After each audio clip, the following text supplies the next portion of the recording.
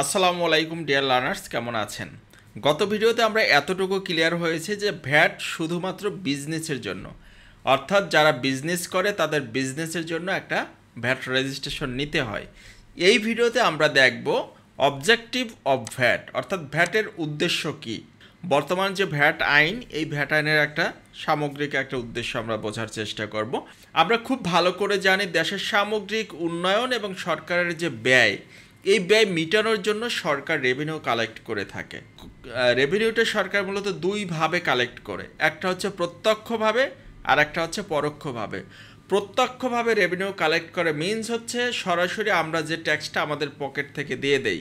অর্থাৎ আমি প্রতি মাসে স্যালারি পাচ্ছি, এক বছর বসে আমার স্যালারিটা যখন 6 লাখ টাকা হয়, এই 6 লাখ টাকার উপরে আমি ইনকাম ট্যাক্স দিয়ে দিচ্ছি। এটা হচ্ছে প্রত্যক্ষ, অর্থাৎ ডিরেক্টলি আমি দিয়ে দিচ্ছি। এর বাহিরে সরকার পরোক্ষভাবেও কিন্তু রেভিনিউ কালেক্ট করছে। পরোক্ষভাবে কিভাবে রেভিনিউ কালেক্ট করছে, ধরেন আমরা যখন বাজার থেকে কোনো প্রোডাক্ট কিনি অথবা কোথাও গিয়ে কোনো সার্ভিস নেই, এই যে সার্ভিসের যে মূল্য অথবা প্রোডাক্টের যে মূল্যটা, এর মধ্যেই কিন্তু ভ্যাট আরোপ করা থাকে, যে ভ্যাটটা আমরা কোনোভাবেই এড়াইতে পারি না। ইনকাম ট্যাক্সের ক্ষেত্রে কি হয়, আমি ফাঁকিজাকি দিয়ে, ভুল ব্যাখ্যা দিয়ে অথবা বিভিন্ন রকম ফাঁক ফোকর খুঁজে এটাকে অ্যাভয়েড করার চেষ্টা করতে পারি, অথবা আমার ভিতরে টেন্ডেন্সি থাকে যে আমি ইনকাম ট্যাক্সটা দিব না বা কিভাবে কম দিতে পারি।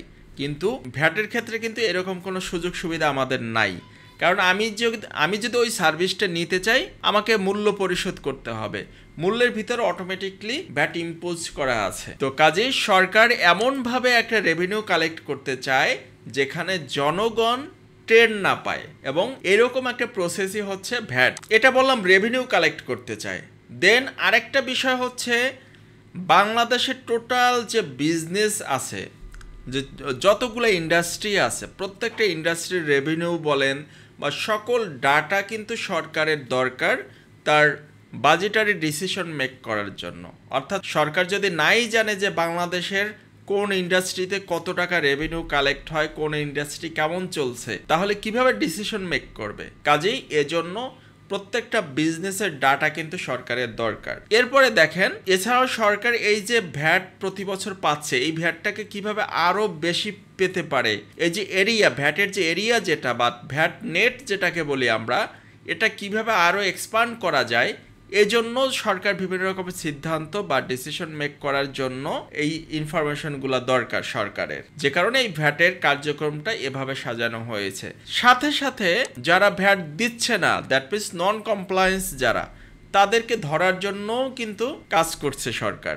তো সেটা কিভাবে আইডেন্টিফাই করবে, মানে সব কিছু মিলিয়ে একটা প্যাকেজ অ্যাক্টিভিটিস এমনভাবে ডিজাইন করা হয়েছে যার ফলে সরকার খুব ভালো করে সিদ্ধান্ত নিতে পারে এবং কোথায় সকল ডাটা সরকারের কাছে থাকে। এটাই হচ্ছে বর্তমানে যে ভ্যাট সিস্টেম যেটা আছে, এর মেইন উদ্দেশ্য।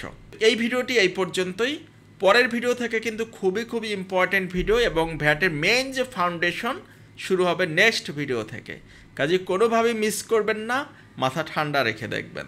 ধন্যবাদ। আসসালামু আলাইকুম।